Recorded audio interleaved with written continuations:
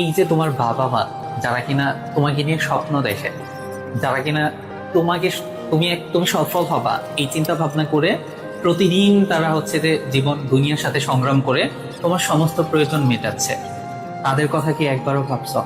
তাদের চোখের পানি কি তুমি কোনোদিন দেখছ?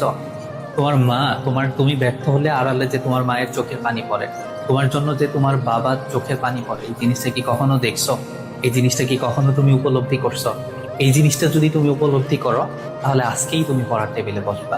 কেননা তুমি ব্যর্থ হলে শুধু তুমি ব্যর্থ হবা না, তুমি ব্যর্থ হলে তোমার বাবা মা ব্যর্থ হবে। তুমি কি চাও তোমার কারণে তারা সমাজের কাছে ছোট হোক? তুমি কি চাও তোমার জন্য তাদের এত দিনের স্বপ্নটা ভঙ্গ হয়ে যাক? তোমার বাবা হয়তোবা স্বপ্ন দেখেছে আমার ছেলে বড় হয়ে একজন ডক্টর হবে, হয়তোবা তোমার মা স্বপ্ন তুমি হবে আইনজীবী, হয়তোবা তারা স্বপ্ন দেখেছে তুমি বাংলাদেশের সর্বোচ্চ বিদ্যাপীঠে পড়বে।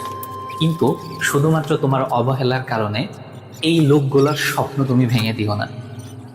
এই লোকগুলোকে তোমার আড়ালে চোখের পানি ফেলতে বাধ্য করো না। কেননা তারা তিলে তিলে স্বপ্ন দেখেছে, তোমাকে নিয়ে স্বপ্ন দেখেছে। এন্ড তুমি যদি চান্স পাও না, বিশ্বাস করো, দুনিয়ার সবচেয়ে বেশি খুশি হবে তোমার বাবা মা। মানে তারা, তুমি সফল হলে তাদের কোনো স্বার্থ নাই। মানে তুমি সফল হলে দুনিয়ার সবার কোনো না কোনো স্বার্থ থাকতে পারে, কিন্তু তোমার বাবা মা নিঃস্বার্থ ভাবে চায় যে তুমি সফল হও।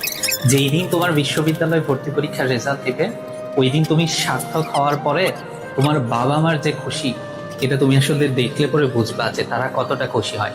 আমার একটা করে ভার্সিটি রেজাল্ট দিত আর আমি চান্স পাইতাম, আর আমি আসলে দেখতাম ছোট বাচ্চাদের মতো খুশি হচ্ছে আমার বাবা মা। এই জিনিসটার জন্য হইলেও তুমি পড়াশোনা করো। ওই দিনটা হবে তোমার লাইফের বেস্ট একটা দিন, যেই দিন তুমি সাফল্য নামক জিনিসটা তোমার বাবা মার হাতে তুলে নিতে পারবা। তাই আর ফাঁকিবাজি না করে পড়ার টেবিলে বসে যাও।